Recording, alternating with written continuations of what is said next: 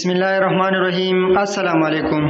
متحدہ عرب امارات میں رہنے کے لیے ہر باشندے کے پاس ایمریٹس کا ایک درست شناختی کارڈ ہونا ضروری ہے، اور اس کارڈ کی رینیول یا اپ ڈیٹ کرنے میں ناکامی کے نتیجے میں جرمانہ ہو سکتا ہے، جو وقت گزرنے کے ساتھ ادا نہ ہونے کی صورت میں جمع ہو جائے گا۔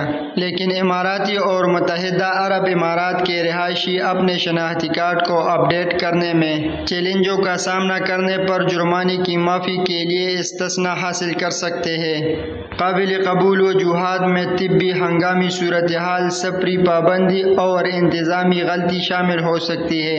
UAE-ICP کے مطابق افراد کے جرمانہ معافی کے لیے اہلیت کے خصوصی معیار پر پورا اترنے کی ضرورت ہے۔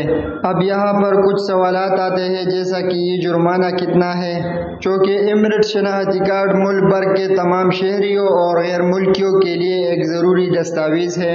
اگر کوئی شخص میعاد ختم ہونے کی تاریخ سے 30 دن بعد شناختی کارڈ جاری کرنے یا رینیو کرنے میں ناکام رہتا ہے تو اس پر ہر دن کا 20 درہم جرمانہ عائد کیا جائے گا، اور اس شخص سے زیادہ جرمانہ 1000 درہم وصول کیا جا سکتا ہے۔ اور دوسرا سوال یہ ہے کہ ایگزمپشن یا استثناء کی اہلیت۔ لوگ ایمریٹس ID کے جرمانوں کے استثناء کے لیے درخواست دے سکتے ہیں اگر وہ ان تمام میں سے کسی ایک معیار پر پورا اترتا ہے۔ کوئی بھی شخص جس کا رہائشی اجازت نامہ بیرون ملک رہتے ہوئے ختم ہو جائے، وہ خود بخود جرمانے سے مستثنیٰ ہو جائے گا اور صرف کارڈ کی رینیو فیس ادا کرے گا۔ کوئی بھی شخص جس کا ایمریٹس ID کا میعاد ختم ہو گئی تھی لیکن اس کا پاسپورٹ اس کے پاس نہیں تھا، یا تو اس کی رینیول ہو رہی تھی یا عدالت میں جاری مقدمے کی وجہ سے ضبط کر لیا گیا تھا، تو ان صورتوں میں ثبوت یا تو پاسپورٹ کی رسید یا جرمانہ معافی کے لیے پاسپورٹ ضبط کرنے والے اتھارٹی کے سرکاری خط کی صورت میں درکار ہے۔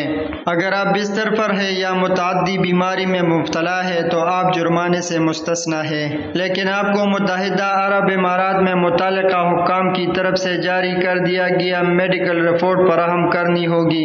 70 سال سے زیادہ عمر کے اماراتی جو کسٹمر سروس کا دورہ کرنے سے قاصر ہے، متحدہ عرب امارات میں قونصل خانوں اور سفارت خانوں یا سفارتی عملہ یا مشن۔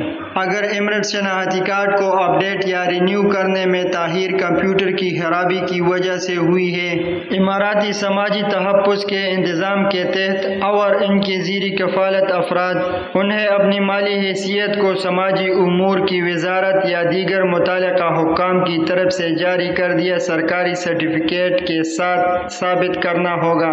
اور آخری سوال کہ استثناء کے لیے درخواست کیسے دی جائے؟